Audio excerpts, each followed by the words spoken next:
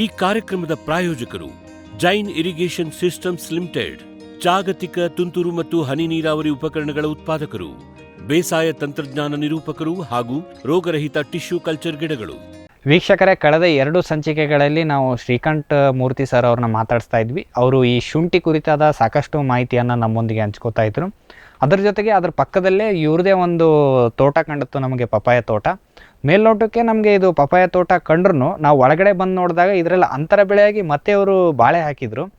ನಮಗೆ ಇದು ವಿಚಿತ್ರ ಅನ್ನಿಸ್ತು. ಯಾಕಂದರೆ ಇದು ಎರಡೂ ಬಿಸಿಲು ಬೇಡುವಂಥ ಬೆಳೆಗಳು, ಎರಡನ್ನೂ ಏಕ ಬೆಳೆಯಾಗೇ ಬೆಳೀತಾರೆ. ಬಾಳೆ ಆಗಿರ್ಬೋದು ಅಥವಾ ಪಪ್ಪಾಯ ಆಗಿರ್ಬೋದು, ಏಕ ಬೆಳೆಯಾಗಿ ಸಾಕಷ್ಟು ಕಡೆ ನಾವು ಬೆಳೆದಿದ್ದನ್ನು ನೋಡಿದ್ದೀವಿ. ಈ ರೀತಿ ಒಂದು ಕಾಂಬಿನೇಷನ್ಗೆ ಇವ್ರು ಏನಕ್ಕೆ ಹೋದರು? ಅದಲ್ಲದೆ ಇದನ್ನು ಯಾವಾಗ ನಾಟಿ ಮಾಡಿದ್ರು? ಪಪ್ಪಾಯ ಇನ್ನೇನು ಏಜ್ ಮುಗಿತಾ ಬಂದಾಗ ಅವಾಗ ನಾಟಿ ಮಾಡಿದ್ರು, ಅಥವಾ ಏನು ಪ್ಲ್ಯಾನ್ ಇಟ್ಕೊಂಡು ಇವರು ಬಾಳೆನ ಅಂತರ ಬೆಳೆಯಾಗಿ ತೆಗಿಬೇಕು ಅಂತ ಒಂದು ನಾಟಿ ಮಾಡಿದ್ರು? ಅದರ ಜೊತೆಗೆ ಪಪಾಯ ಅಂತಂದ ತಕ್ಷಣ ನಮಗೆ 2 ತಳಿಗಳು ಈಗ ಜಾಸ್ತಿ ಪ್ರಚಲಿತದಲ್ಲಿದ್ದಾವೆ. ಒಂದು ರೆಡ್ ಲೇಡಿ, ಒಂದು 15 ನಂಬರು. ಆ 2 ತಳಿಗಳನ್ನು ಇವರು ಹಾಕಿದ್ದಾರೆ ಅಂತ ಹೇಳ್ತಾ ಇದ್ರು. ಹಾಗಾದರೆ ಆ 2 ತಳಿಗಳಿಗೆ ಏನು ವ್ಯತ್ಯಾಸ ಇದೆ? ಯಾವುದು ಬೆಸ್ಟು? ಯಾವುದು ಮಾರುಕಟ್ಟೆಗೆ, ಅಂದರೆ ಮಾರುಕಟ್ಟೆಯಲ್ಲಿ ಯಾವ್ದು ಜಾಸ್ತಿ ವ್ಯಾಲ್ಯೂ ಇದೆ? ಈ ರೀತಿಯ ಎಲ್ಲ ಮಾಹಿತಿಗಳನ್ನು ಅವರಿಂದ ಕೇಳಿ ತಿಳಿದುಕೊಂಡು ಬರೋಣ, ಬನ್ನಿ. ಸರ್ ನಮಸ್ಕಾರ. ನಮಸ್ಕಾರ ಸರ್, ನಮ್ಮ ಫಾರಂ ಟಿವಿಯ ಕೃಷಿ ಋಷಿಯ ಅಂಗಳದಲ್ಲಿ ಕಾರ್ಯಕ್ರಮಕ್ಕೆ ತಮಗೆ ಸ್ವಾಗತ ಸರ್. ಸ್ವಾಗತ ಸರ್, ಕಳೆದ 2 ಸಂಚಿಕೆಗಳಲ್ಲಿ ನೀವು ಶುಂಠಿಯ ಕುರಿತು ಸಾಕಷ್ಟು ಮಾಹಿತಿಯನ್ನು ನೀಡಿದ್ರಿ ಸರ್ ನಮಗೆ. ಅದ್ರ ಜೊತೆಗೆ ನೀವು ಪಪಾಯ ಕೂಡ ಹಾಕಿದಿರಿ ಅಂತ ಹೇಳ್ತಾ ಇದ್ರಿ. ಇಲ್ಲಿ ನಾವು ಪಪಾಯ ಪ್ಲಾಟಿಗೆ ಬರೋಣ. ಮೊದಲು ಪಪಾಯ ನೋಡಿದ್ವಿ, ಅದರಲ್ಲಿ ಮಧ್ಯದಲ್ಲಿ ಮತ್ತೆ ಬಾಳೆ ಇದೆ, ಅಂತರ ಬೆಳೆ ಸರ್. ಅಂತರ ಬೆಳೆಯಾಗಿ ಇದೇನೋ ಡಿಫ್ರೆಂಟ್ ಆಗಿ ಮಾಡಿದಿರಾ ಅಂತ ನಮಗೆ ಅನಿಸ್ತು. ಅದ್ರ ಜೊತೆಗೆ ನೀವು ಅದು ಕೂಡ ಹೇಳ್ತಿದ್ರೆ, ಸಾಂಪ್ರದಾಯಿಕವಾಗಿ ನಾನು ಕಬ್ಬು ಕೂಡ ಬೆಳೆದಿದ್ದೆ ಅಂತ ಹೇಳ್ತಾ ಇದ್ರಿ. ಸರ್, ಈಗ ಕಬ್ಬು ಬಿಟ್ಟು ಈ ರೀತಿ ಪಪಾಯ ಬೆಳೆಗೆ ಬರುವಂತ ಪರಿಸ್ಥಿತಿ ಏನಕ್ಕೆ ಬಂತು ಸರ್? ಅಥವಾ ಗ್ಯಾಪ್ ಆಗ್ಲಿ ಅಂತ ಮಾಡಿರೋದ ಹೇಗೆ ಸರ್? ಇದು ಮೊದಲು ಪಪಾಯ ಮಾಡಿದ್ವಿ. ಮೊದಲು 2 ಬೆಳೆ ಪಪಾಯ ಮಾಡಿ, ಬಾಳೆ ಮಾಡಿ, ಅದು ಹಾಕಿದ ಬೆಳೆ ಹಾಕಿದ್ರೆ ನೆಕ್ಸ್ಟ್ ಬರಲಿಲ್ಲ ಸರಿಯಾಗಿ. ಫಸ್ಟ್ ಬಾಳೆ ಮಾಡಿದ್ವಿ, ಅದ್ರ ನೆಕ್ಸ್ಟ್ ಪುನಃ ಬಾಳೆ ಮಾಡಿದ್ವಿ, ಅದು ಬರಲಿಲ್ಲ. ಅದು ಆಮೇಲೆ ಅನಂತರ ಪಪಾಯಗೆ ಹೋದ್ವಿ. ಪಪಾಯ ಆದ್ಮೇಲೆ ಪುನಃ ಮತ್ತೆ ಪಪಾಯನೇ ಮಾಡಿದ್ವಿ, ಅವಾಗಲೂ ಬರಲಿಲ್ಲ. ಆವಾಗ ಇದು ಹಾಕಿದ ಬೆಳೆನೇ ಹಾಕಿದ್ರೆ ಆಗಲ್ಲ ಅಂದ್ಬಿಟ್ವಿ.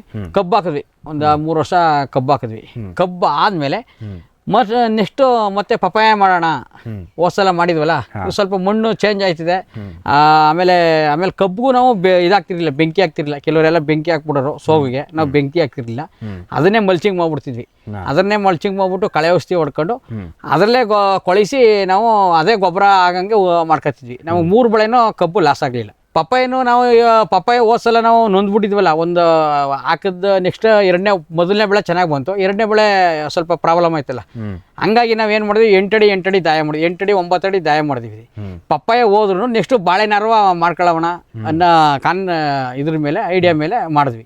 ಅದೇನು ಪಪ್ಪಾಯನು ಚೆನ್ನಾಗಿ ಬಂತು, ಕಬ್ಬು ಒಳ್ಳೆ ಇದಿತ್ತು. ಆಮೇಲೆ ಕೊಟ್ಟಿಗೆ ಗೊಬ್ಬರ ಜಾಸ್ತಿ ಹೊಡೆದ್ವಿ. ಕಬ್ಬನ ಕುಳೆ ಆದಮೇಲೆ ಒಂದು 20 ಟ್ರ್ಯಾಕ್ಟ್ರು ಕೊಟ್ಟಿಗೆ ಗೊಬ್ಬರ ಹೊಡೆದ್ವಿ. ಕೊಟ್ಟಿಗೆ ಗೊಬ್ಬರ ಹೊಡೆದ್ಮೇಲೆ ಪಪ್ಪಾಯ ಇಂಪ್ರೂವ್ಮೆಂಟ್ ಚೆನ್ನಾಗಿ ಆಯ್ತು. ಆಮೇಲೆ ಅದಾದ ತಕ್ಷಣ ಪಪ್ಪಾಯನು ಚೆನ್ನಾಗಿ ಬಂತು, ಬಾಳೆನೂ. ಅದ್ರ ಮೇಲೆ ಬಾಳೆ ಮಧ್ಯ ಗ್ಯಾಪ್ ಜಾಸ್ತಿ ಇತ್ತಲ್ಲ, ಹಂಗಾಗಿ ಬಾಳೆನೂ ಹಾಕಿದ್ವಿ. ಬಾಳೆನೂ ಚೆನ್ನಾಗಿ ಬರ್ತಾ ಇದೆ ಸರ್. ನೋಡೋಣ ಈಗ ಹೆಂಗ ಆಗುತ್ತೆ ಕೊನೆ. ಇದು ಡಿಫ್ರೆಂಟ್ ಕಾಂಬಿನೇಷನ್ ಸರ್, ನಾವು ನೋಡ್ತಿರಂಗೆ. ಹೌದು ಸರ್. ಸರ್, ಈಗ ಈ ಕಬ್ಬಿಗೆ ಅಥವಾ ಈ ನಮ್ಮ ಬಾಳೆಗೆ ಹೋಲಿಕೆ ಮಾಡಿದ್ರೆ ಪಪಾಯ ಹೆಂಗ್ ಬೆಸ್ಟ್ ಅನ್ಸುತ್ತೆ? ಯಾಕಂದ್ರೆ ಈ ನಂಜನಗೂಡು ಮೈಸೂರು ಭಾಗದಲ್ಲಿ ಜಾಸ್ತಿ ಈ ನಂಜನಗೂಡು ರಸಬಾಳೆ ಬೆಳೀತಾರೆ, ಇಲ್ಲ ಅಂತಂದ್ರೆ ಏಲಕ್ಕಿ ಬಾಳೆ, ಸ್ವಲ್ಪ ಬಾಳೆ ಜಾಸ್ತಿ ಬೆಳೆಯೋದು ಪಪಾಯಕ್ಕಿಂತ ಹೆಚ್ಚಿಗೆ. ನಿಮ್ಗೆ ಹೆಂಗ್ ಅನ್ಸುತ್ತೆ ಹೋಲಿಕೆ ಮಾಡಿದ್ರೆ ಬೇರೆ ಬೆಳೆಗೆ? ಈಗ ನಮ್ಮ ಕಬ್ಬು ಬಾಳೆಗೆ ಹೆಂಗೆ ಹೋಲಿಕೆ ಮಾಡಿದ್ರೆ? ಬೇರೆ ಕಬ್ಬು ಬೇರೆ ಬೆಳೆಗೆ ಹೋಲಿಕೆ ಮಾಡಿದ್ರೆ ಪಪಾಯ ಬೆಸ್ಟು ಸರ್. 1 ಎಕರೆಗೆ ನೀವು ಏನೇ ಅಂದ್ರೂ 1 ಲಕ್ಷ ಒಳಗೆ ಖರ್ಚು. 1 ಲಕ್ಷ ಖರ್ಚು ಮಾಡಿದ್ರೆ ಮಿನಿಮಮ್ ಅಂದ್ರೂ ನಮಗೆ ಕನಿಷ್ಠ ಒಂದು 2-3 ಲಕ್ಷ ಸಿಗುತ್ತೆ. ಅವರೇಜ್ ಸುಮಾರಾಗಿ ಅಂದರೆ ಸಿಗುತ್ತೆ. ಜಾಸ್ತಿ ಸ್ವಲ್ಪ ರೇಟು ಸ್ವಲ್ಪ ಬೇರೆ ಸೀಸನ್, ಯಾವ ಮಾವಿನ ಸೀಸನ್ನು ಮತ್ತು ಹಣ್ಣುಗಳ ಸೀಸನ್ ಇಲ್ದಿದಾಗ ಈ ಪಪಾಯನೇ ಜಾಸ್ತಿ ಯೂಸ್ ಮಾಡೋದ್ರಿಂದ ಆ ಸೀಸನಲ್ಲಿ ಸ್ವಲ್ಪ ರೇಟ್ ಜಂಪ್ ಆದಾಗ, ಆಮೇಲೆ ಈ ರಂಜಾನ್ ತಿಂಗಳು ಸ್ವಲ್ಪ ಆ ಟೈಮಲ್ಲಿ 1 ತಿಂಗಳು ರೇಟ್ ಅಪ್ ಆಗಿರ್ತದೆ.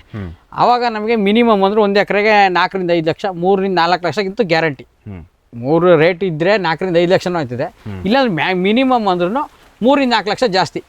ಫುಲ್ ಕಡಿಮೆ ಅಂದ್ರೂ ಖರ್ಚು ಕಳೆದು 1.5-2 ಲಕ್ಷ ಸಿಗ್ತದೆ ಸರ್. ಮೋಸ ಅಂತೂ ಆಗಲ್ಲ. ದುಡ್ಡಿನ ವಿಚಾರದಲ್ಲಿ ಮೋಸ ಆಗಲ್ಲ, ಪಪ್ಪಾಯ ಬೆಸ್ಟ್ ಸರ್. ಆಮೇಲೆ ನಿಮಗೆ 7 ದಿವಸಕ್ಕೆ 10 ದಿವಸಕ್ಕೆ ಒಂದ್ಸಲ ಆದಾಯ ವಾರದಲ್ಲಿ 2 ದಿನ ಆದಾಯ ನೋಡ್ತಾ ಇರ್ತೀವಿ ಸರ್. ವಾರದಲ್ಲಿ 2 ದಿನ ಬರ್ತಾ ಇರ್ತದೆ ಸರ್. ಈಗ ಮ್ಯಾನೇಜ್ಮೆಂಟ್ ದೃಷ್ಟಿಗೆ ಹೋದ್ರೆ ಸರ್, ಬಾಳೆ ಅಥವಾ ಈ ಕಬ್ಬಿಂದು ಮ್ಯಾನೇಜ್ಮೆಂಟ್ ಕಷ್ಟನೋ ಅಥವಾ ಪಪಾಯದ ಕಷ್ಟನೋ? ಪಪ್ಪಾಯದು ಕಷ್ಟನೇ. ಕಷ್ಟ ಸ್ವಲ್ಪ ನೋಡ್ಕೊಂಡು ಮಾಡ್ಬೇಕು ಸರ್. ಅದು ನೀರು ಗೊಬ್ಬರ ಮೇನು ಕೊಟ್ಟಿಗೆ ಗೊಬ್ಬರ ಜಾಸ್ತಿ ಕೊಡ್ಬೇಕು ಸರ್. ಅದಕ್ಕೆ 5 ತಿಂಗಳು ಮುಗಿತಿದ್ದಂಗೆ ಹೂವು ಫ್ರೂಟು ಮತ್ತು ಹೂವು ಕಾಯಿ ಆಯ್ತದಲ್ಲ ಮೊಗ್ಗು, ಅವಾಗ ವೈರಸ್ ಜಾಸ್ತಿ ಅಟ್ಯಾಕ್ ಆಗ್ತದೆ ಸರ್. ಅಕ್ಕಪಕ್ಕ ತೋಟ ಇದ್ರೆ ಮಾತ್ರ ಕೇಳೋಕ್ಕೆ ಇಲ್ಲ. ಅಕ್ಕಪಕ್ಕ ವೈರಸ್ ತೋಟ ಇದ್ರೆ ಇದಕ್ಕೂ ಜಾಸ್ತಿ ಬೀಳೋಂಥ ಚಾನ್ಸಸ್ ಜಾಸ್ತಿ ಇರುತ್ತೆ. ಈ ನಮ್ಮ ಅಕ್ಕಪಕ್ಕ ಯಾವುದು ಇರೋದ್ರಿಂದ ನಮ್ಗೆ ಸ್ವಲ್ಪ ಅವಕಾಶ ಆಯಿತು ಪಪ್ಪಾಯ ಬೆಳ್ಕೊಳ್ಳೋಕ್ಕೆ ಒಂದು ಅವಕಾಶ ಆಯಿತು. ಓಕೆ ಸರ್, ಇದು ಎಷ್ಟು ತಿಂಗಳು ಬೆಳೆ ಸರ್? ಯಾಕಂದರೆ ಗಿಡ ಎಲ್ಲ ಎತ್ತರ ಆಗಿ ಹೋಗಿದ್ದಾವೆ ಸರ್. ಇದು ನಾವು ನಾಟಿ ಮಾಡಿ ಡಿಸೆಂಬರ್ 10ನೇ ತಾರೀಕು 2023 ಸರ್. 2023 ಡಿಸೆಂಬರ್ 10ನೇ ತಾರೀಕು ನಾಟಿ ಮಾಡಿದ್ದು. ಇವಾಗ 2025 ಜೂನ್ ಇದ್ದೀವಿ ಇವಾಗ. ಇದು ಇನ್ನೂ 6 ತಿಂಗಳು ಬಂದೇ ಬರ್ತದೆ. ಅಲ್ಲಿಗೆ ಮಿನಿಮಮ್ ಅಂದ್ರೂ 2 ವರ್ಷದ ಮೇಲೆ 3 ರಿಂದ 4 ತಿಂಗಳು ಬರ್ತದೆ ನಾಟಿ ಮಾಡಿದ ಮೇಲೆ. ನಾಟಿ ಮಾಡಿರೋದ್ರಿಂದ ಲೆಕ್ಕ ತಗೊಂಡ್ರೆ 2.25 ವರ್ಷ 2.5 ವರ್ಷ ಬರ್ತದೆ. ನಮಗೆ ಫ್ರೂಟು ಕಟಾವು ಇಂದ ನಮಗೆ ಮಿನಿಮಮ್ ಅಂದ್ರೆ 1 ರಿಂದ 1.5 ವರ್ಷ ಕಂಟಿನ್ಯೂ ಬಂದೇ ಬರ್ತದೆ. ಓಕೆ, ಮಿನಿಮಮ್ ಅಂತ 1 ವರ್ಷ ಗ್ಯಾರಂಟಿ. 1 ವರ್ಷ ಕಂಟಿನ್ಯೂ ಒಂದು ವರ್ಷದ ಮೇಲೆ 15 ತಿಂಗಳು ಗ್ಯಾರಂಟಿ ಸರ್. 15 ತಿಂಗಳು ಕಟಾವು ಗ್ಯಾರಂಟಿ. ಈಗ ಆಲ್ರೆಡಿ ನಮ್ಗೆ 12 ತಿಂಗಳು ಆಗೋಯ್ತು ಕಟಾವು ಸ್ಟಾರ್ಟ್ ಆಗಿ. ಇನ್ನೂ ರನ್ನಿಂಗ್ ಇದೆ ಸರ್. ಇನ್ನೂ ನಮ್ಮ ಅನಿಸಿಕೆ ಪ್ರಕಾರ ಇನ್ನೊಂದು 5 ರಿಂದ 6 ತಿಂಗಳು 7 ತಿಂಗಳು ಬರ್ತದೆ ಅಂತ ನಮ್ಮ ನಿರೀಕ್ಷೆ ಇದೆ ಸರ್. Okay sir. ಸರ್, ಈಗ ಮಾರುಕಟ್ಟೆಗೆ ಏನು ತೊಂದರೆ ಆಗೋದಿಲ್ವಾ ಸರ್ ಇದಕ್ಕೆ? ಈಗ ಒಂದೊಂದ್ಸಲ ಏನಾಗುತ್ತೆ, ವರಮಹಾಲಕ್ಷ್ಮಿ ಹಬ್ಬಕ್ಕೆ ಬಾಳೆ ಜಾಸ್ತಿ ಆ ಟೈಮಲ್ಲಿ ಪಪ್ಪಾಯದ ರೇಟ್ ಬೀಳೋದು ಸರ್. ಇದು ಹೆಂಗೆ ಅಂದರೆ ರಂಜಾನ್ ಅಲ್ಲಿ ಮಾತ್ರ ಯಾವಾಗಲೂ ಒಂದು 20 ರಿಂದ 25 ಇದ್ದೇ ಇರ್ತದೆ. ಹೊಸ ಇದ್ದಾಗ ಕೆಜಿಗೆ 20 ರಿಂದ 25 ರೂಪಾಯಿ ರೈತರಿಗೆ ರೈತರಿಗೆ ಸಿಗುತ್ತೆ ಸರ್. ಬೇರೆ ಟೈಮಿಗೆ ಮ್ಯಾಂಗೋ ಸೀಸನ್ನು ಈಗ 5 ರೂಪಾಯಿ 6 ರೂಪಾಯಿ ಈ ಜಾಸ್ತಿ ಇದನ್ನ ಕೇಳಲ್ಲ. ಮಾವಿನ ಹಣ್ಣು ಬಂದಮೇಲೆ ಕೇಳಲ್ಲ. ಆಗ ಹಣ್ಣುಗಳು ಬೇರೆ ಬೇರೆ ಸೀಸನ್ ಇದ್ದಾಗ ಸ್ವಲ್ಪ ಡೌನ್ ಇರ್ತದೆ. ಯಾವಾಗಲೂ ಒಂದೇ ಸಮಯ ಇರಲ್ಲ. ವರ್ಷದಲ್ಲಿ 2 ತಿಂಗಳು 1 ತಿಂಗಳು 2 ತಿಂಗಳು ಗ್ಯಾರಂಟಿ ಒಂದು 15 ರಿಂದ 20 ರೂಪಾಯಿ ರೇಟ್ ಸಿಗುತ್ತೆ. ಆ ಇದರಲ್ಲಿ ಬಂದ್ಬಿಟ್ರೆ ನಮ್ಮ ಖರ್ಚಲ್ಲಿ ಅವಾಗ ಅದ್ರಲ್ಲಿ ಬಂದ್ಬಿಡ್ತದೆ. ಇನ್ನು ಬೇರೆ ಟೈಮಲ್ಲೆಲ್ಲ ನಾವು ಲಾಭದಲ್ಲಿ ಇರ್ತೀವಿ ಸರ್, ಏನು ತೊಂದರೆ ಇಲ್ಲ. ಓಕೆ ಸರ್, ಈಗ ನೀವು ಹಾಕಿರೋದು ತಳಿ ಯಾವುದು ಸರ್? ಸರ್, ನಾವು ಮೊದಲು 15 ಅಂದ್ಬಿಟ್ಟು 15 ಅಂದ್ಬಿಟ್ಟು ಕೊಟ್ಟರು ನಮ್ಮ ಸ್ನೇಹಿತರು, ಹೊರಗಡೆ ತರಿಸ್ಕೊಟ್ರು. ಅದು ಒಂದು 1400 ಗಿಡ ಹಾಕಿದ್ವಿ. 1400 ಗಿಡದಲ್ಲಿ ಹೆಂಗಾಯ್ತು ಅಂದರೆ ಅದು ಎಲ್ಲ ಗಂಡು ಗಿಡನೇ ಒಂದು 40% ಗಂಡು ಗಿಡ ಬಂದ್ಬಿಡ್ತು. ಓಕೆ, ಮ್ಯಾಲಿಂದ ಒಂದು 400-500 ಗಿಡ 500 ಗಿಡ ಬಂತು. ಅದ 3 ತಿಂಗಳ ಗಂಟೆ ನಮ್ಗೆ ಗೊತ್ತಾಗಲಿಲ್ಲ. ಹೂವು ಈ ಥರ ಬರ್ತಾ ಇದಿಲ್ಲ ಅಂದ್ಬಿಟ್ಟು ಹೂವು ಅಷ್ಟೇ, ಕಾಯಿ ಇಲ್ಲ. ಆವಾಗ ಇವೆಲ್ಲ ಕೇಳಿ ಎಲ್ಲ ಚೆಕ್ ಮಾಡಿದಾಗ ಈ ಥರ ಇದು ಸರಿ ಇಲ್ಲ ತಳಿ ಹಿಂಗೆ ಅಂತಂದ್ಮೇಲೆ ಆಗ ರೆಡ್ ಲೇಡಿನೇ ಇಲ್ಲೇ ನಮ್ಮ ಸ್ನೇಹಿತರ ನರ್ಸರಿ ಇದೆ ಇಲ್ಲೇ, ಅಲ್ಲೇ ಎಲ್ಲೆಲ್ಲಿ ಸಿಗುತ್ತೆ ಆ ಕಡೆ ಎಲ್ಲ ತಗೊಬಂದು ಆ ಗಿಡ ಎಲ್ಲ ತೆಗೆದು ರೆಡ್ ಲೇಡಿ ಹಾಕಿದ್ವಿ. ಇದು ಅದು ಎರಡು ಮಿಕ್ಸ್ ಇದೆ. 15 ಇದೆ 2 ಮಿಕ್ಸ್ ಇದೆ. ಒಟ್ಲಿ ಅಕ್ಕಪಕ್ಕ ಯಾವುದು ವೈರಸ್ ತೋಟ ಇಲ್ಲದೆ ಇರೋದ್ರಿಂದ ವೈರಸ್ ನಮ್ಗೆ ಆಲ್ಮೋಸ್ಟ್ ಕಡಿಮೆ ಆಗಿದೆ. ಆಗಿರೋದ್ರಿಂದ ಗಿಡ ಒಂದು 10 ತಿಂಗಳು ಆದಮೇಲೆ ವೈರಸ್ ಬರೋಂಥ ಚಾನ್ಸಸ್ ಇಲ್ಲ ಸರ್, ಕಡಿಮೆ. ನಾವು ಏನಿದ್ರು 6 ರಿಂದ 7 ತಿಂಗಳಲ್ಲಿ ನೀಟಾಗಿ ವೈರಸ್ ಇಲ್ಲದಂಗೆ ನೋಡ್ಕೋಬೇಕು ಸರ್. 7 ತಿಂಗಳು 8 ತಿಂಗಳು ಕಂಟಿನ್ಯೂ ಕಟಾವು ಸ್ಟಾರ್ಟ್ ಆಯಿತು ಅಂದರೆ ವೈರಸ್ ಬರೋಂಥ ಚಾನ್ಸಸ್ ಕಡಿಮೆ, 90% ಕಡಿಮೆ. ಏನಿದ್ರು ಹೂವು ಕಾಯಿ ಇರ್ತದಲ್ಲ, ಹೂವು ಮೊಗ್ಗಾಗ ಟೈಮಲ್ಲಿ ವೈರಸ್ಸು 80% ಹೊಡೆಯೋಂಥ ಚಾನ್ಸಸ್ ಜಾಸ್ತಿ ಇರ್ತದೆ.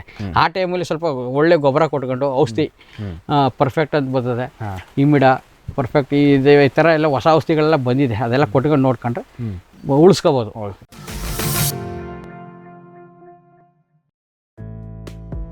ಫಾರ್ಮಿಲಿ ನರ್ಸರಿ, ರೋಗರಹಿತ ಪಣಿಯೂರು 1, 2, 4, 5 ತೇವಂ ಕಾಳು ಮೆಣಸು, ಅಧಿಕ ಇಳುವರಿಯ ಚಂದ್ರಗಿರಿ F1, ಹೇಮಾವತಿ, ಸೀಂಟುಆರ್, ಡ್ವಾರ್ಫ್ ರೋಬಸ್ಟಾ ಕಾಫಿ ಗಿಡಗಳು, ಕ್ಯಾಡ್ಬರಿ F1 ಹೈಬ್ರಿಡ್ ಕೋಕೋ ಸಸಿಗಳು, ಕಸಿ ಜಾಯಿಕಾಯಿ, ಏಲಕ್ಕಿ, ಚಕ್ಕೆ, ಸಿಲ್ವರ್ ಓಕ್, ಅಡಿಕೆ, ಬಟರ್ ಫ್ರೂಟ್, ಹಲಸು ಮುಂತಾದ ಹಣ್ಣಿನ ಗಿಡಗಳು.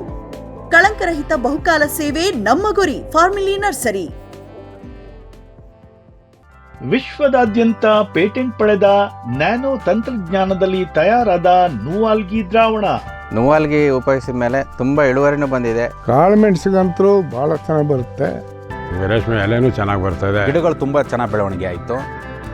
ಯಾವುದೇ ರಾಸಾಯನಿಕ ಅಥವಾ ವಿಶೇಷ ಗೊಬ್ಬರಗಳ ಗೊಡವೆ ಇಲ್ಲದೆ ಎಲ್ಲ ಬೆಳೆಗಳಲ್ಲಿ ಉತ್ತಮ ಗುಣಮಟ್ಟದ ಅಧಿಕ ಫಸಲನ್ನು ಪಡೆಯಿರಿ. ಯಾವಾಗಲೂ ನನ್ನ ಇರೋವರೆಗೂ ನೀವು ಅಲ್ಲಿಗೆ ಅಂತ ಬಿಟ್ಟು ಬಾಳಲ್ಲ ಅಂತ ಒಂದು ಭರವಸೆ ಕೊಡ್ತೀನಿ. ಫ್ಯೂಚರ್ ಬಯೋಟೆಕ್, ಸಾವಯವ ಕೃಷಿಯ ವೇಗವರ್ಧಕ. ಪೋಷಕಾಂಶ ಪೂರೈಕೆಗೆ ಎನ್ಪಿಕೆ ಕಲ್ಚರ್, ವ್ಯಾಮ್, ಪಿಎಸ್ಪಿ ಮತ್ತು ಕೆಎಂಬಿ. ಜೈವಿಕ ರೋಗ ಕೀಟ ನಿಯಂತ್ರಣಕ್ಕೆ ಟ್ರೈಕೋಡರ್ಮಾ, ಸೂಡೋಮೊನಾಸ್. ಸಾವಯವ ಗೊಬ್ಬರ ಉತ್ಪಾದನೆಗೆ ಕಾಂಪೋಸ್ಟ್ ಕಲ್ಚರ್. ಹೂವು ಕಾಯಿ ಉದುರುವ ಸಮಸ್ಯೆಗೆ ಕಾಮಧೇನು ಮತ್ತು ಸತ್ವ. ಮಣ್ಣಿನ ಆರೋಗ್ಯ ವೃದ್ಧಿಗೆ future biotech, Dharwad. Jain irrigation systems limited ಭಾರತದ ಹನಿ ನೀರಾವರಿ ತಂತ್ರಜ್ಞಾನದ ಪ್ರಥಮ ಪ್ರವರ್ತಕ.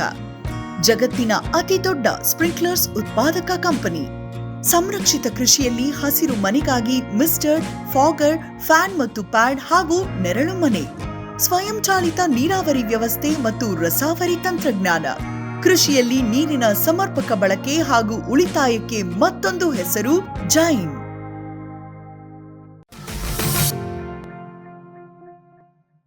ಸರ್, ಈಗ ಮಾರ್ಕೆಟಲ್ಲಿ 2 ಥರ ತಳಿಗಳನ್ನ ನಾವು ನೋಡ್ತೀವಿ ಸರ್, 15 ನಂಬರು ಮತ್ತು ರೆಡ್ ಲೇಡಿ. ಈಗ ಜಾಸ್ತಿ ನಾವು ರಿಟೇಲರ್ ಅಥವಾ ಮಾರುಕಟ್ಟೆಯಲ್ಲಿ ನಾವು ಹೋದಾಗ ಸ್ಟೋರ್ ಮಾಡಿಡುವಂಥದ್ದು ರೆಡ್ ಲೇಡಿ ಅಂತ ಹೇಳ್ತಾರೆ. ಅದು ಆ ನಿಟ್ಟಿನಲ್ಲಿ ನಿಮ್ಗೆ ಹೆಂಗೆ ಅನ್ಸುತ್ತೆ ಸರ್? ಇಲ್ಲಿ ಮೂವ್ಮೆಂಟ್ ಇದೆಯಾ ಕಂಟಿನ್ಯೂಸ್? ಸರ್, ಇದು ಕಂಟಿನ್ಯೂಸ್ ಮೂವ್ಮೆಂಟು ಕಷ್ಟ ಸರ್. ಮಾರ್ಕೆಟಲ್ಲಿ ಕಷ್ಟ, ಬೆಳೆಯಕ್ಕೆ ಸರಿ ಇದು ಅಷ್ಟೇ. ಮಾರ್ಕೆಟಿಂಗಲ್ಲಿ ಕಷ್ಟ, ಅಂದರೆ ಬೇಗ ಮೆತ್ತೆ ಆಗ್ಬಿಡ್ತದೆ.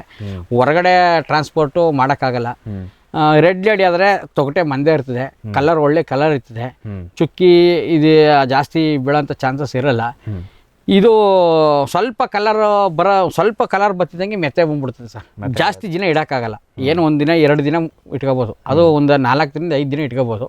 ಇದು ಟ್ರಾನ್ಸ್ಪೋರ್ಟ್ಗೆ ಮಾಡೋಕ್ಕಾಗಲ್ಲ. ರೆಡ್ ಲೇಡಿ ಟ್ರಾನ್ಸ್ಪೋರ್ಟ್ಗೆ ಸೂಕ್ತ ಇದೆ. ಅಂದರೆ ಟ್ರಾನ್ಸ್ಪೋರ್ಟ್ಗೆ ಡೆಲ್ಲಿ ಕಟಿಂಗ್ ಸ್ವಲ್ಪ ಕಷ್ಟ ಇದೆ. ರೆಡ್ ಲೇಡಿ ಆದರೆ ಡೆಲ್ಲಿ ಕಟಿಂಗ್ ನಡೀತದೆ, ಬಾಂಬೆ ಕಟಿಂಗ್ ನಡೀತದೆ ಸರ್. ಇದು ಆದರೆ ಸ್ವಲ್ಪ ಲೋಕಲಲ್ಲಿ ಜಾಸ್ತಿ ಹೌದು ಸರ್, ಮೂವ್ ಆಗಲ್ಲ. ಈಗ ನೆಕ್ಸ್ಟ್ ನಾವೀಗೆಲ್ಲ ರೆಡ್ ಲೇಡಿನೇ ಮಾಡಿದ್ದೀವಿ. ಒಂದು 3000 ಗಿಡ ರೆಡ್ ಲೇಡಿ ಮಾಡಿದ್ದೀವಿ. 15 ನೋಡೋದು, ರೆಡ್ ಲೇಡಿನ ನೋಡೋದು. ಈಗ ಅದು ಎಲ್ಲ ಕಬ್ಬು ಬೇರೆ ಬೆಳೆ ಹಾಕಿದ್ವಲ್ಲ, ಹಂಗಾಗಿ ಪಪ್ಪಾಯಿ ಚೆನ್ನಾಗಿ ಬರ್ತದೆ ಅಂದ್ಬಿಟ್ಟು ಅದು ರೆಡ್ ಲೇಡಿನೇ ಮಾಡಿದ್ದೀವಿ ಸರ್. ಓಕೆ, ಚೆನ್ನಾಗಿ. ಒಂದು ರೆಡ್ ಲೇಡಿ ಮತ್ತು ಈ 15 ನಂಬರ್ಗೆ ಹೋಲಿಕೆ ಮಾಡಿದ್ರೆ 15 ನಂಬರಲ್ಲಿ ಗಂಡು ಹೂಗಳು ಜಾಸ್ತಿ, ಓಪನ್ ಪಾಲಿನೇಟೆಡ್ ವೆರೈಟಿ. ಹೌದು ಸರ್. ಅದ್ರ ಜೊತೆಗೆ ಸ್ಟೋರೇಜ್ ಕಡಿಮೆ ಇರುತ್ತೆ ಸರ್. ಅದು ಬಿಟ್ಟರೆ ಸರ್, ಗಿಡದ ಬೆಳವಣಿಗೆ ಮತ್ತು ವೈರಸ್ ಅಟ್ಯಾಕ್ ಆಗೋದು ಅದೆಲ್ಲ ಕಂಪೇರ್ ಮಾಡಿದ್ರೆ ಸರ್? ಅದೆಲ್ಲ ಸ್ವಲ್ಪ 15ಗೆ ಕಡಿಮೆನೆ. ವೈರಸ್ ಗಿರಸ್ ಎಲ್ಲದು ಸ್ವಲ್ಪ ಕಡಿಮೆನೆ. ಅದೇ ಫ್ರೂಟು ಆವಾಗ ಚೆನ್ನಾಗೂ ಇರ್ತಂದು ಅಂದ್ಕೊಂಡ್ವಿ. ಅದರ ಮಾರ್ಕೆಟಿಂಗ್ ಹೋದಾಗ ಅಂದರೆ ರೆಡ್ ಲೇಡಿಗೂ ಇದಕ್ಕೂ ಅದು 20 ರೂಪಾಯಿ ಇದ್ರೆ 10 ರೂಪಾಯಿ ಕೇಳ್ತಾರೆ 15ಗೆ. Red lady top rate sir. Taste wise ಹೆಂಗೆ? ರೆಡ್ ಲೇಡಿನೇ number 1 sir. Taste wise red ಲೇಡಿನೇ ಚೆನ್ನಾಗಿ ಬರುತ್ತೆ. ಆಮೇಲೆ ನಾವು ಇನ್ನೊಂದು ನೋಡಿದ್ದೀವಿ ಸರ್, ಈ 15 ನಂಬರಲ್ಲಿ ಸೈಜ್ ಅದ್ವಾ ಬರೋದು ಆ ರೀತಿ ಸರ್. ಉದ್ದ ಆಮೇಲೆ ಸೊಟ್ರ ಎಲ್ಲ ಬರುತ್ತೆ. ಅದಕ್ಕೆ ನಾವು ಸ್ವಲ್ಪ ಮ್ಯಾನೇಜ್ ಮಾಡ್ಕೊಂಡು ಹೋಗ್ತಾ ಇದೆ. ಅದು ಇದು 2 ಮಿಕ್ಸ್ ಇರೋದ್ರಿಂದ ಮಾರ್ಕೆಟಲ್ಲಿ ಹೆಂಗೆ ಹೋಗ್ತಾ ಇದೆ ಗೊತ್ತಾಗ್ತಾ ಇಲ್ಲ. ಅದು 15 ಇದು ರೆಡ್ ಲೇಡಿ ಅನ್ನೋದು ಗೊತ್ತಾಗ್ತಾ ಇಲ್ಲ. 2 ಮಿಕ್ಸ್ ಇದೆ ಅಲ್ಲ, 2 ಮಿಕ್ಸ್ ಇರೋದ್ರಿಂದ ಹೋಗ್ತಾ ಇದೆ ಸರ್ ಈಗ. ಓಕೆ, ಹಂಗಾಗಿ ಅವ್ರಿಗೆ ಅಲ್ಲಿ ಬೆಳೆ ತಗೊಳ್ಳೋರಿಗೂ ಗೊತ್ತಾಗ್ತಾ ಇಲ್ಲ. ಅದು ಸ್ವಲ್ಪ ಬರ್ತಿದ್ದಾವೆ, ಸ್ವಲ್ಪ ಗೊತ್ತಾಯ್ತಾ ಇಲ್ಲ ಇದು. ಹಂಗಾಗಿ ಮಿಕ್ಸ್ ಎಲ್ಲ 0 ಕಟಿಂಗೇ ಕೊಟ್ಟಿದ್ದಾರೆ. ಎಲ್ಲ ಇಲ್ಲೇ ಬಂದು ಕಟ್ ಮಾಡ್ಕೊಂಡು ಹೋಗ್ತಿದ್ರು. ಈಗ ಸ್ವಲ್ಪ ಈ ತಿಂಗಳು ಮಾವು ಸೀಸನ್ ಜಾಸ್ತಿ ಆಗಿರೋದ್ರಿಂದ, ಮಾವಿಗೆ ರೇಟ್ ಇರೋದ್ರಿಂದ ಇದನ್ನು ಸ್ವಲ್ಪ ರೇಟ್ ಇಳಿಸ್ಬಿಟ್ಟಿದ್ದಾರೆ. ಈಗೆಲ್ಲ ಹೊರಗಡೆ ಮಾರ್ಕೆಟ್ಗೆ ನಾವೇ ಮೈಸೂರು ಮಾರ್ಕೆಟ್ ಆಗ್ತಾ ಇದ್ದಾರೆ ಸರ್. ಗನ್ನೌಸ್ ಮಾರ್ಕೆಟ್ಗೆ ನಾವೇ ತಗೊಂಡು ಬಾಕ್ಸ್ ಲೆಕ್ಕದಲ್ಲಿ ಕೊಡ್ತಾ ಇದೀವಿ sir. Okay sir. Box 15 kg box 150 ರೂಪಾಯಿ ಹೋಗ್ತಾ ಇದೆ. 7 ರಿಂದ 8 ರೂಪಾಯಿ ಇವತ್ತಿನ ರೇಟಲ್ಲಿ ಸಿಗ್ತಾ ಇದೆ. ಇಲ್ಲಿ ಹೋದ ತಿಂಗಳು ಗಂಟು ಅವರೇ ಬಂದು 10 ರೂಪಾಯಿ 15 ರೂಪಾಯಿ 23 ರೂಪಾಯಿ ಗಂಟು ಕಟಿಂಗ್ ಕೊಟ್ಟಿದ್ದೀವಿ ಸರ್ ನಾವು. ಸರ್, ಈಗ ಇದು ನೀವು ನರ್ಸರಿಯಿಂದ ನೀವೇ ಬೀಜಗಳನ್ನು ನರ್ಸರಿ ಕೊಟ್ಟು ಮಾಡಿಸಿದ, ನರ್ಸರಿಯಿಂದ ಡೈರೆಕ್ಟ್ ಗಿಡಗಳು? ಸರ್, ನರ್ಸರಿಯಿಂದ ತಂದಿರೋದು ಡೈರೆಕ್ಟ್. ಓಕೆ, 15 ಆಗಲಿ ರೆಡ್ ಲೇಡಿ ಆಗಲಿ. ಹೌದು ಸರ್. ಎಷ್ಟು ಬಿತ್ತು ಸರ್? 15ಕ್ಕೆ ಎಷ್ಟು ಬಿತ್ತು? ರೆಡ್ ಲೇಡಿಗೆ ಎಷ್ಟು ಬಿತ್ತು ಸರ್? ಅದು ಅಷ್ಟೇನೆ ಸರ್. 16 ರೂಪಾಯಿ ಬೀಳ್ತಿದೆ. ಹೆಂಗೆ ಸರ್? ಸಸಿಗೆ ಒಂದು ಸಸಿಗೆ 16 ರೂಪಾಯಿ ಬೀಳ್ತಿದೆ. ಯಾವ್ದು ಸರ್? Red lady. 15 ಹೊರಗಡೆ ಅಂತಂದ್ರೆ ಅದು ಅಷ್ಟೇನೆ ಸರ್.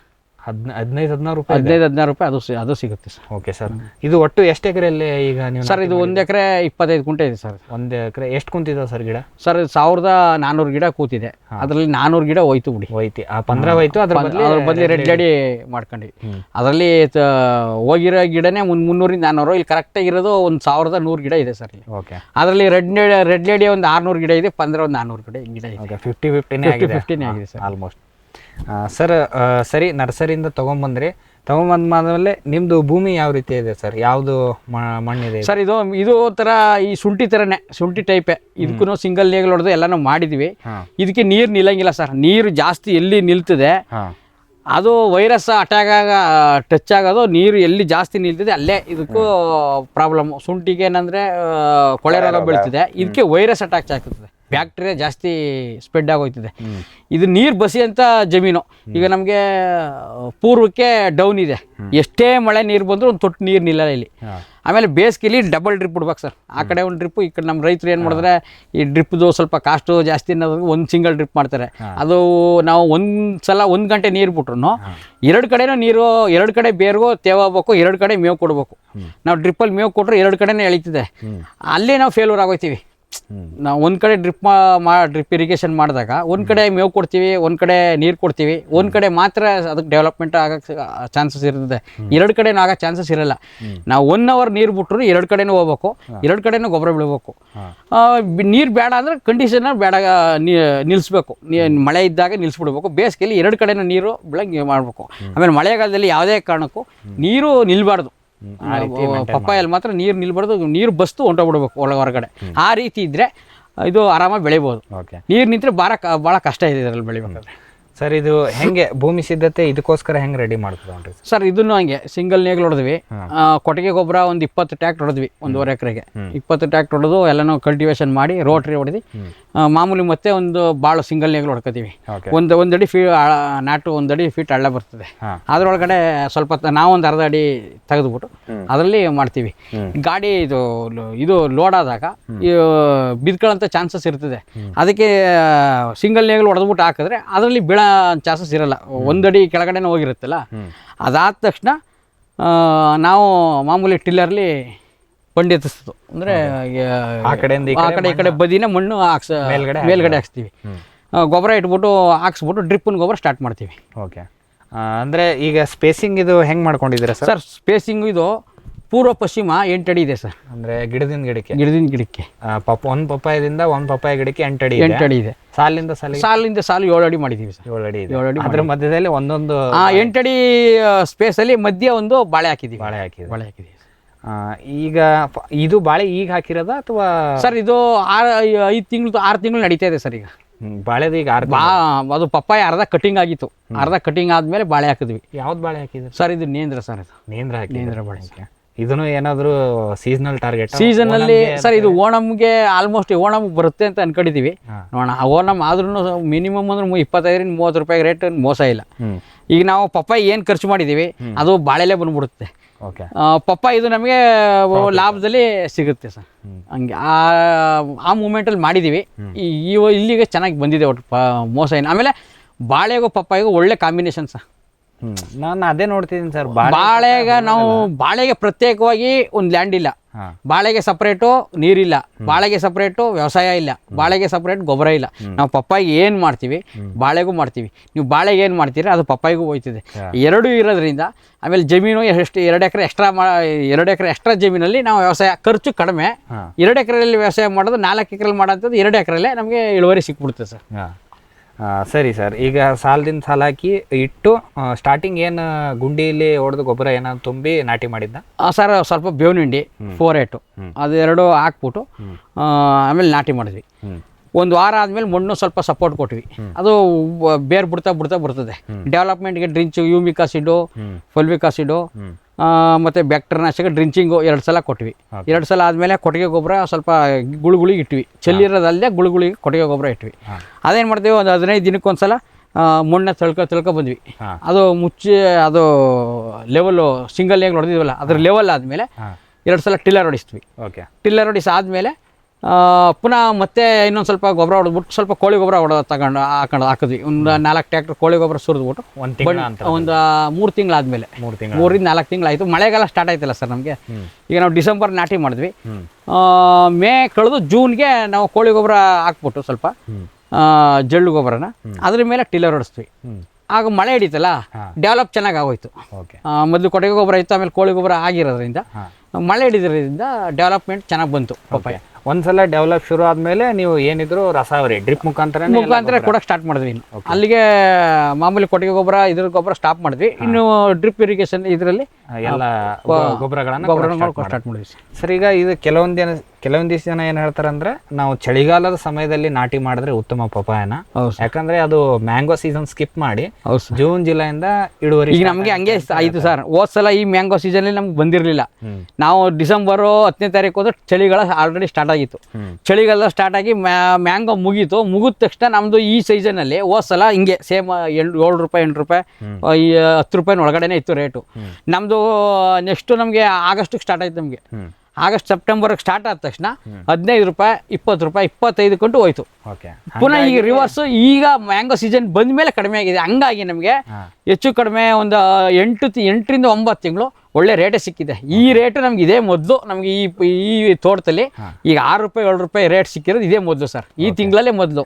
ಹಂಗಂದ್ರೆ ನಾವು ಡಿಸೆಂಬರ್ ಚಳಿಗಾಲದಲ್ಲಿ ನಾಟಿ ಮಾಡಿದ್ರೆ ಸೂಕ್ತ ಸರ್. ಸರ್, ಚಳಿಗಾಲದಲ್ಲಿ ಸ್ವಲ್ಪ ಸ್ಟ್ರೆಸ್ ಆಗೋದು ಆ ರೀತಿ ಸರ್ ಇರುತ್ತದೆ. ಸ್ಟ್ರೆಸ್ ಅಂದ್ರೆ ಗಿಡ ಬರಲ್ಲ, ಅದಕ್ಕೆ ಸ್ವಲ್ಪ ಎಫೆಕ್ಟ್ ಹಾಕಿ ಕೆಲಸ ಮಾಡ್ಕೊಂಡ್ರೆ ಬಂದೇ ಬರ್ತದೆ. ಒಂದು ತಿಂಗಳು ನೋಡ್ಕೊಂಡು ಮಾಡ್ಕೊಬಿಟ್ಟು ಜನವರಿ ಕಳೆದ್ರೆ ಫೆಬ್ರವರಿಂದ ಆಟೋಮೆಟಿಕ್ ಆಗಿ ಚೆನ್ನಾಗಿ ಬರ್ತದೆ ಸರ್. ಬೇರ್ ಕೊಟ್ಟ ಮೇಲೆ ಡೆವಲಪ್ ಆಗೋಯ್ತದೆ. ಓಕೆ, ಸರಿ ಸರ್. ಇಷ್ಟೆಲ್ಲ ನೀವು ನಾಟಿ ಮಾಡಿದ್ರಿ, ಅವಾಗ ಸ್ಟಾರ್ಟಿಂಗಿಂದನೇ ಡಬಲ್ ಡ್ರಿಪ್ ಹಾಕಿದ್ರ? ಸರ್ ಇಲ್ಲ, ನಾವು ಸ್ಟಾರ್ಟಿಂಗು ಸಿಂಗಲ್ ಡ್ರಿಪ್ಪಲ್ಲಿ ಮಾಡಿದ್ವಿ. ಮಳೆಗಾಲ ನೆಡ್ಸ್ಕೊತು. ಈ ಮೇ ತಿಂಗಳಲ್ಲಿ ಬಂಡಿ ಎಸಿದ್ಮೇಲೆ ನೋಡಿ, ಆ ಕಡೆ ಬಂಡಿ ಎಸಿದ್ಮೇಲೆ ಈ ಕೊಟ್ಟಿಗೆ ಗೊಬ್ಬರ ಸ್ಟಾಪ್ ಮಾಡಿದ್ವಲ್ಲ, ಡ್ರಿಪ್ಪಿನ ಗೊಬ್ಬರ ಕೊಡ್ಬೇಕಲ್ಲ, ಆವಾಗ್ಲಿಂದ ಡಬಲ್ ಡ್ರಿಪ್ ಮಾಡಿದ್ವಿ.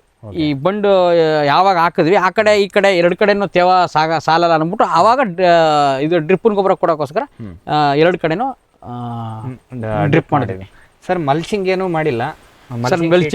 ಮಲ್ಚಿಂಗಲ್ಲಿ ಮಾಡಕ್ ಹೋದ್ರೆ ಆಳಕ್ಕೆ ಬೀಳಲ್ಲ, ಪಪ್ಪಾಯ ನಾಟಿಗೆ ಬೀಳಲ್ಲ, ಹಳ್ಳಕ್ಕೆ. ಆ ಮಲ್ಚಿಂಗ್ ಮಾಡಿದ್ರು ಈಗ ಅಕಸ್ಮಾತ್ ಒಳ್ಳೆ ಹಿಂಗೆ ಈ ತರ ಒಳ್ಳೆ ಲೋಡ್ ಬಂದ್ಬಿಡ್ತು ಕಾಯಿ ಅಂದ್ರೆ ಮಿನಿಮಮ್ ಅಂದ್ರೆ 70ರಿಂದ 80 ಕಾಯಿ ಇದೆ ನೋಡಿ. ಇಲ್ಲಿ ಇದೆ, ಇಲ್ಲಿಂದ ನಾವು ಕಟ್ ಮಾಡ್ಕೊಂಡು ಹೋಗಿರೋ ಸರ್. ಇಲ್ಲಿಂದ ಕೆಳಗಡೆಯಿಂದ ಇದು ಕಟ್ ಮಾಡ್ಕೊಂಡು ಹೋಗಿರೋದು. ಆಲ್ರೆಡಿ ಈಗ ನಾವು 9 ತಿಂಗಳು ಆಗೋಯ್ತಿದ್ದು ಕಟಿಂಗ್ ಸ್ಟಾರ್ಟ್ ಆಗಿ. 9ರಿಂದ 10 ತಿಂಗಳು ರನ್ನಿಂಗ್ ಇದೆ. ಈಗ ಇನ್ನೊಂದು ತಿಂಗಳು ಕಂಡ್ರೆ 1 ವರ್ಷ ಕಂಪ್ಲೀಟ್ ಆಯಿತು.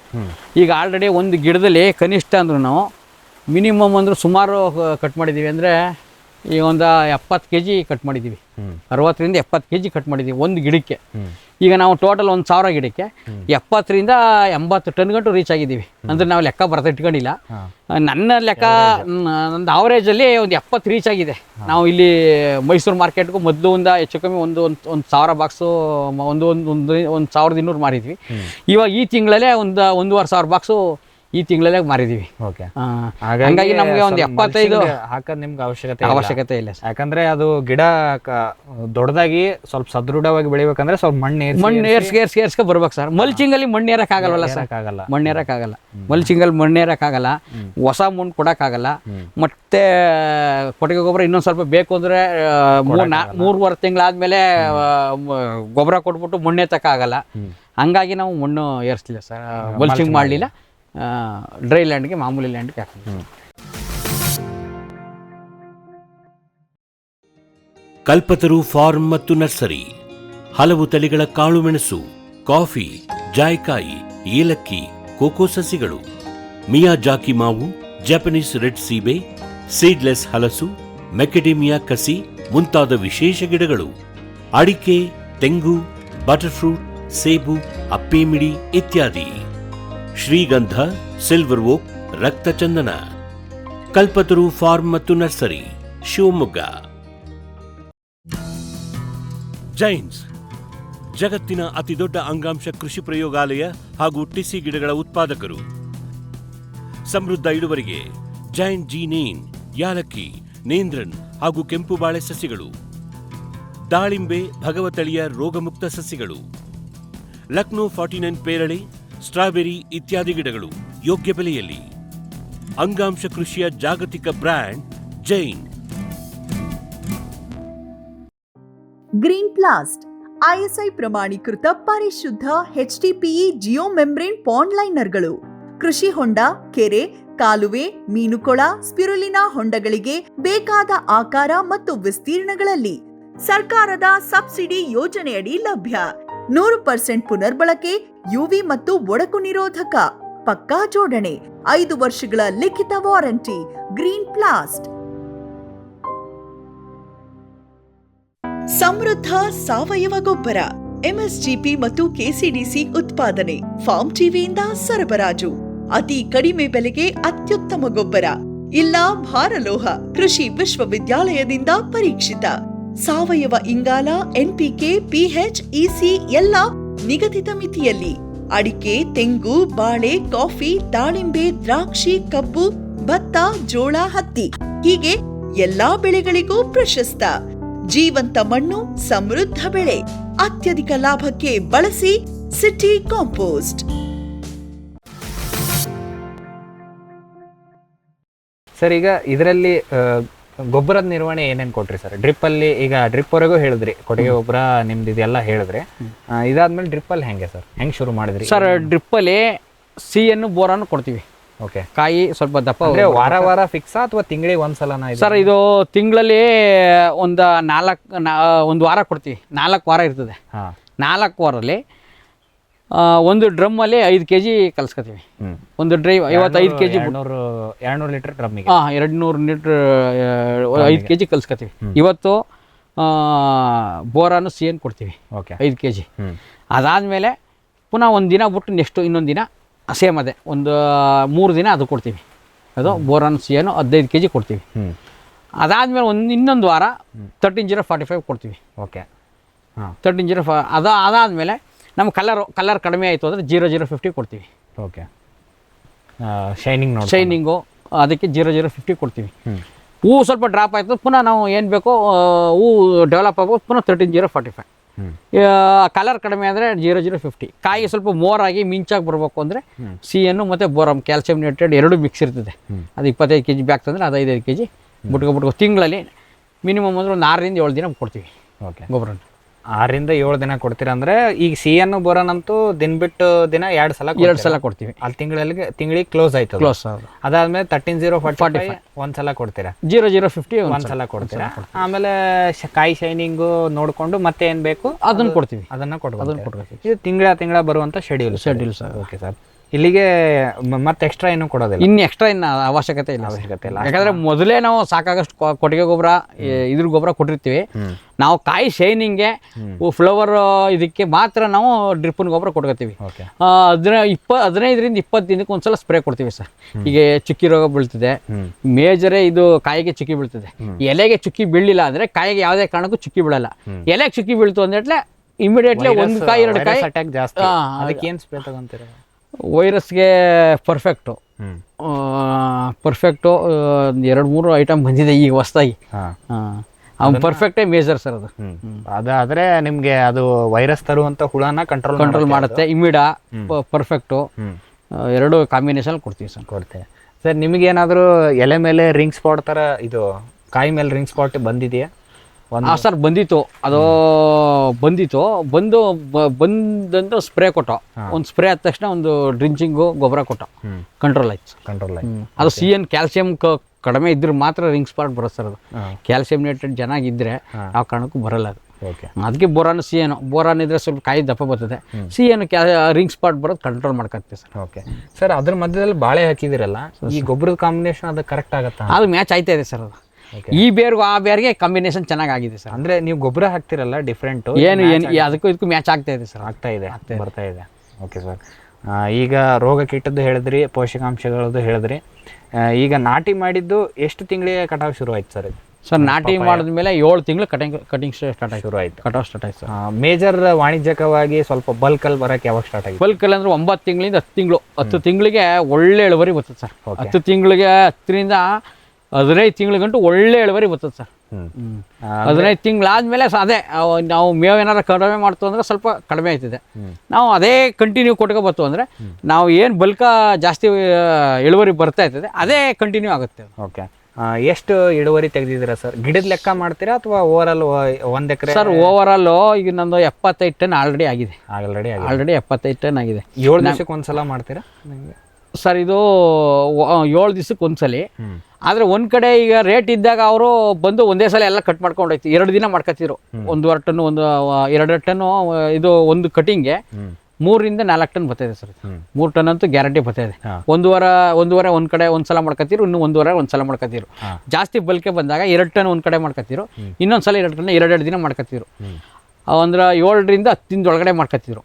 ಈಗ ಅವರು ಸ್ಟಾಪ್ ಮಾಡತ್ಲೆ, ಈಗ ನಾವೇ ಗನ್ನೋಸ್ ಹೊಡಿತೇವಿಲ್ಲ, ಡೈಲಿ 30 ಬಾಕ್ಸ್ ಅವರೇಜು, ಒಂದು 4 ಪಟ್ಟೆ 30 ಬಾಕ್ಸ್ ಈ ಕಡೆಯಿಂದ ಕುಯ್ಕೊ ಹೋಗೋ ಗಂಟೆ ಆ ಕಡೆಯಿಂದ ಪುನಃ ಸ್ಟಾರ್ಟ್ ಆಗಿರ್ತದೆ.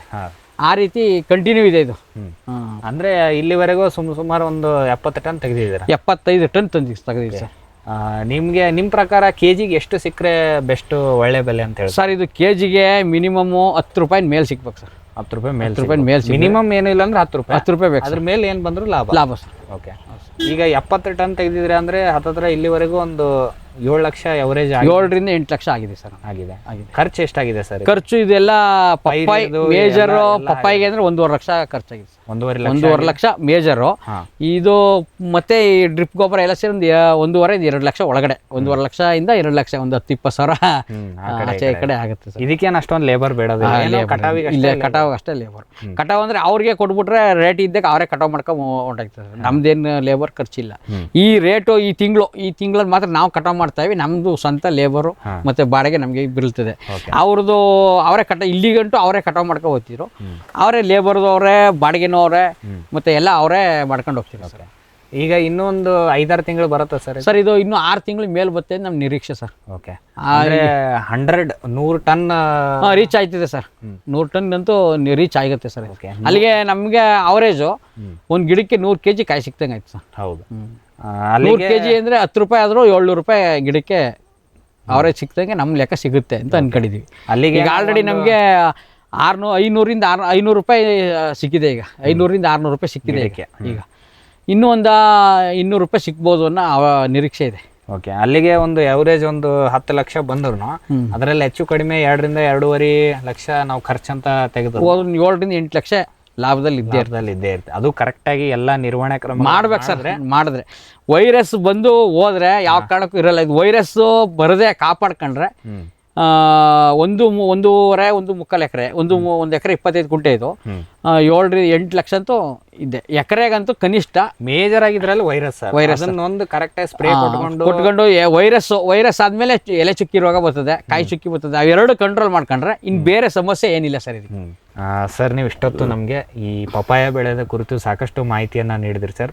ಒಂಥರ ಡಿಫ್ರೆಂಟ್ ಆಗಿ ಮಾಡಿದ್ರೆ ಪಪಾಯ ಮತ್ತು ಬಾಳೆ ಕಾಂಬಿನೇಷನ್ ಅಲ್ಲಿ ಅದ್ರ ಬಗ್ಗೆ ಮಾಹಿತಿ ಕೊಟ್ರಿ ಸರ್. ಯಾವ ರೀತಿ ಬೆಳಿಬೇಕು, ಯಾವ ರೀತಿ ಸಮಯಕ್ಕೆ ಗೊಬ್ಬರ ಕೊಡಬೇಕು, ಮತ್ತೆ ಮೇನ್ ಆಗಿ ವೈರಸ್ ನಿರ್ವಹಣೆ ಮಾಡೋದು ಬಹಳ ಮುಖ್ಯ ಅಂತ ಹೇಳಿ ನಮ್ಗೆ ಮಾಹಿತಿ ಕೊಟ್ರಿ.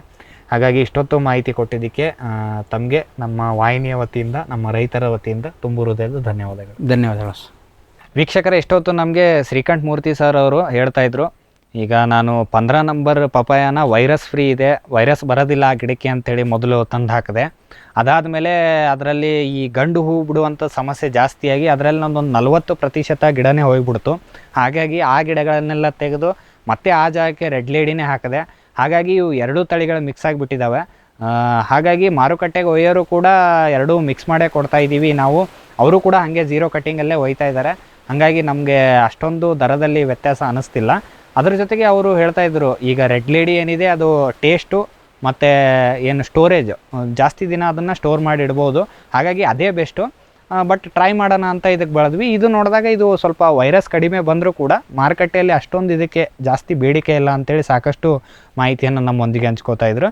ಅದ್ರ ಜೊತೆಗೆ ಅವ್ರು ಹೇಳಿದ್ರು, ಈ ಬಾಳೆ ಏನಿದೆ ಓನಮ್ಗೆ ಪ್ಲ್ಯಾನ್ ಮಾಡಿದ್ದೀವಿ. ಇದು ಬಂದ ತಕ್ಷಣ ನಮಗೆ ಪಪಾಯದಲ್ಲಿ ಏನು ಖರ್ಚು ಮಾಡಿದ್ದೀವಿ ಅದೆಲ್ಲ ಬಾಳೆಲೇ ಉಳಿದೋಗ್ಬಿಡುತ್ತೆ. ಹಾಗಾಗಿ ಬಾಳೆನೂ ಕೂಡ ಒಂದು ಆದಾಯವಾಗಿ ನಾವು ನೋಡ್ತಾ ಇದ್ದೀವಿ. ಅಂತರ ಬೆಳೆಯಾಗಿ ನಾನು ಮೊದಲು ತುಂಬ ಚೆನ್ನಾಗಿ ಬೆಳೆದಿದ್ದೀನಿ ಯಶಸ್ವಿಯಾಗಿ. ಹಾಗಾಗಿ ಈ ಸಲನೂ ಪಕ್ಕಾ ಕಮರ್ಷಿಯಲ್ಲಾಗಿ ವಾಣಿಜ್ಯಿಕವಾಗಿ ಮಾಡಿದ್ದೀನಿ. ಅದು ಬಂದರೆ ನಮಗೆ ಇನ್ನೂ ಉತ್ತಮವಾಗಿ ಒಂದು ಬೆಲೆ ಸಿಗುತ್ತೆ, ಲಾಭ ಆಗುತ್ತೆ ಅಂತೇಳಿ ಸಾಕಷ್ಟು ಮಾಹಿತಿಯನ್ನು ಕೊಟ್ಟರು. ಹಾಗಾಗಿ ಇಷ್ಟೊತ್ತು ಮಾಹಿತಿ ಕೊಟ್ಟಿದ್ದಕ್ಕೆ ಅವರಿಗೆ ಧನ್ಯವಾದಗಳನ್ನು ತಿಳಿಸುತ್ತಾ ಇವತ್ತಿನ ಒಂದು ಕಾರ್ಯಕ್ರಮವನ್ನು ಇಲ್ಲಿಗೆ ಮುಗಿಸ್ತಾ ಇದ್ದೀವಿ. ನಮಸ್ಕಾರಗಳು. ಈ ಕಾರ್ಯಕ್ರಮದ ಪ್ರಾಯೋಜಕರು ಜೈನ್ ಇರಿಗೇಷನ್ ಸಿಸ್ಟಮ್ಸ್ ಲಿಮಿಟೆಡ್, ಜಾಗತಿಕ ತುಂತುರು ಮತ್ತು ಹನಿ ನೀರಾವರಿ ಉಪಕರಣಗಳ ಉತ್ಪಾದಕರು, ಬೇಸಾಯ ತಂತ್ರಜ್ಞಾನ ನಿರೂಪಕರು ಹಾಗೂ ರೋಗರಹಿತ ಟಿಶ್ಯೂ ಕಲ್ಚರ್ ಗಿಡಗಳು.